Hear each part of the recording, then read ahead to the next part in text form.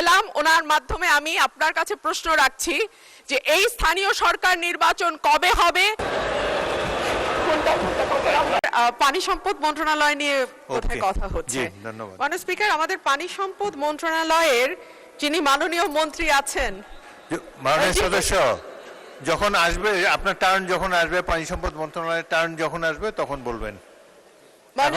এখন দয়া করে মাননীয় স্পিকার, স্থানীয় সরকার মন্ত্রণালয়। ধন্যবাদ মাননীয় স্পিকার।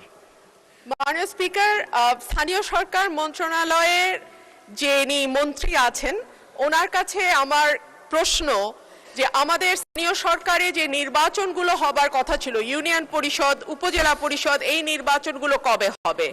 আমরা দেখেছি ইতিমধ্যেই প্রতিটি জেলায় এক মিনিট জেলা পরিষদে মাননীয় সদস্য, এখন তো প্রশ্নোত্তর পর্ব চলছে না। মাননীয় স্পিকার, ওনাকে পেয়েছি, ওনাকে তো পাবো না। প্রশ্নোত্তর পর্বে তো মাননীয় স্পিকার সুযোগ পাই না, প্রশ্ন জমা দেই, প্রশ্ন আসে না, আপনি পুরোকে হাত তুলে সেও সুযোগ পাই না। আপনি এই দাবির উপরে বক্তব্য রাখতে পারেন, কিন্তু তাহলে পানি সম্পদ মন্ত্রণালয়ের উপরে বক্তব্য রাখার সুযোগ পাবেন না। আপনি এখন বলবেন না পানি সম্পদ মন্ত্রণালয়ের উপরে বলবেন? মাননীয় স্পিকার, এখনই বলি, আবার কখন সুযোগ পাই বলা তো যায় না। Please go ahead. আমরা জেলাগুলোতে দেখেছি জেলা প্রশাসক নিয়োগ করা হয়েছে, আপনার সময় 3 মিনিট, এবং প্রতিটি জেলা প্রশাসকই দলীয়ভাবে মনোনীত। মাননীয় স্পিকার, আমরা তো গণতন্ত্রের জন্য 10 বছর ধরে লড়াই করেছি। মাননীয় সদস্য, আগে আপনার দাবিটা উত্থাপন করুন। মাননীয় স্পিকার, এখানে মন্ত্রণালয়ে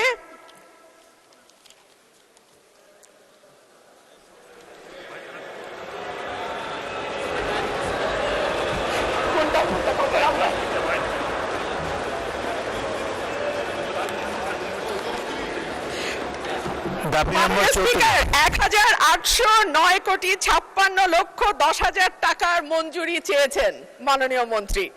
স্বাভাবিকভাবেই আমি প্রতীকী মূল্য ৫০০ টাকা হ্রাসের একটি প্রস্তাব জানিয়েছি। মাননীয় স্পিকার, আমার আজকে 25টা প্রস্তাব ছিল, 25টাতেই আমি নাম দিয়েছিলাম, কিন্তু আমাকে সকালবেলা জানানো হলো একটার বেশি বলা যাবে না। তারপরে বহু কষ্টে আমি চিফ হুইপ মহোদয়ের কাছ থেকে অনুরোধে 2টো মাত্র মন্ত্রণালয়ের অনুমতি পেয়েছিলাম। এর মধ্যে স্থানীয় সরকার কোত্থেকে আসলো জানি না, যাই হোক সময় মানে বুঝতে আমার কিছুটা সময় লেগেছে, সেজন্য আমি দুঃখিত। তো যে কথাটি বলছিলাম যে আমাদের জেলা প্রশাসক নিয়োগ দেওয়া হয়েছে এবং সেটাও দলীয় বিবেচনায়, অথচ এই গণতন্ত্রের জন্য 2014 থেকে আরম্ভ করে 2024 সাল পর্যন্ত নিরবচ্ছিন্নভাবে মাননীয় স্পিকার বাংলাদেশের মানুষ লড়াই করেছে, সংগ্রাম করেছে, কিন্তু এরপরে যখন আমরা দেখি যে স্থানীয় সরকার নির্বাচনগুলো এখন প্রায় 4 মাসের মতন হয়ে গেছে, সরকার গঠিত হয়েছে, এরপরেও কিন্তু আমরা এই ব্যাপারে কিছু জানতে পারি নাই। এবং আমাদের সংবিধান অনুযায়ী আমাদের স্থানীয় পর্যায়ের পুরো শাসন ব্যবস্থা স্থানীয় নির্বাচনের মাধ্যমে যারা প্রতিনিধি নির্বাচিত হবেন তাদের হাতে হওয়ার কথা, কিন্তু আমরা দেখতে পেলাম যে এই মন্ত্রণালয়ে যেই জেলা প্রশাসক নিয়োগ দেওয়া হয়েছে প্রতিটি জেলায়, তাদের অধীনে জেলাগুলো শাসিত হচ্ছে। এটা কিন্তু সংবিধানের সঙ্গে সরাসরি সাংঘর্ষিক। সেই কারণে মাননীয় মন্ত্রীকে আজকে আমি পেলাম, ওনার মাধ্যমে আমি আপনার কাছে প্রশ্ন রাখছি যে এই স্থানীয় সরকার নির্বাচন কবে হবে? সেই নির্বাচনে কখনো আমরা শুনতে পাচ্ছি যে নিষিদ্ধ ঘোষিত আওয়ামী লীগ অংশ নিতে পারবে, কেউ বলছেন পারবে, কেউ বলছে পারবেন না, কেউ বলছে দলীয় প্রতীকে হবে না বলে যারা ক্লিন ইমেজের আছেন তারা পারবেন। এই বিষয়গুলো যদি মাননীয় মন্ত্রী পরিষ্কার করতেন, আমার মনে হয় এখানে আমরা যারা সংসদ সদস্য আছি, রাজনীতির সঙ্গে যুক্ত, আমাদের যেমন বুঝতে সুবিধা হতো, একইভাবে স্থানীয় প্রশাসনে যারা রাজনীতি করেন, স্থানীয় পর্যায়ে যারা রাজনীতি করেন, তাদের জন্য বুঝতে সুবিধা হতো। ধন্যবাদ মাননীয় স্পিকার।